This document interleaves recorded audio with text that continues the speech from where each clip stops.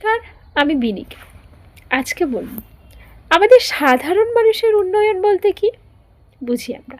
প্রথমে বুঝি স্বাস্থ্য, দ্বিতীয়ত রাস্তাঘাট এবং শিক্ষা। এই তিনটেই আমরা সবার প্রথমে সাধারণ মানুষের উন্নয়ন বলতে বুঝব। কিন্তু এবার আমাদের পশ্চিমবঙ্গ সরকারের রাস্তাঘাটে চলাফেরা করা বড় অ্যাম্বুলেন্সগুলি আপনারা হয়তো সবাই লক্ষ্য করেছেন।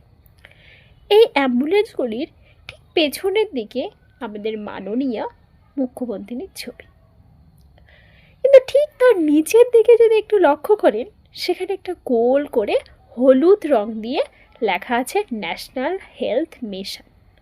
এবার এই ন্যাশনাল হেলথ মিশন অর্থাৎ NHM এটি কোনো রাজ্য সরকারের একার প্রকল্প নয়।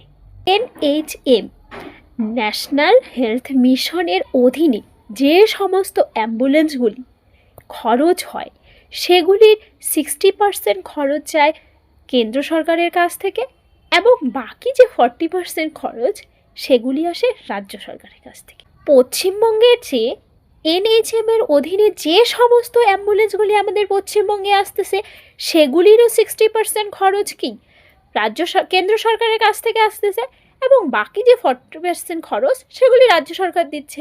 অর্থাৎ যদি শত শত অ্যাম্বুলেন্স কেনার জন্য নিশ্চয়ই কয়েকশো কোটি টাকার প্রয়োজন, এবং এই কয়েকশো কোটির মধ্যে কেন্দ্র সরকার নিশ্চয়ই অনেক বেশি টাকা প্রদান করতেছে, অর্থাৎ আমাদের করের থেকে।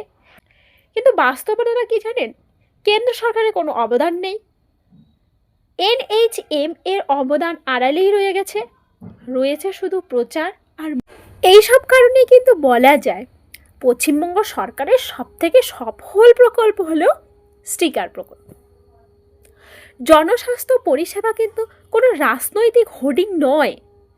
কেন্দ্রের টাকায় প্রকল্প চালিয়ে নিজেদের নাম দিয়ে এটাকে উন্নয়ন বলে না, এটা মানুষকে বোকা বানানো বলা হয়। সাধারণ মানুষের জানার অধিকার আছে কার টাকা কি হচ্ছে, কে কি কাজ করছে, কে কোথায় শুধু ছবি লাগাচ্ছে। সাধারণ মানুষের এসব জানার অধিকার আছে।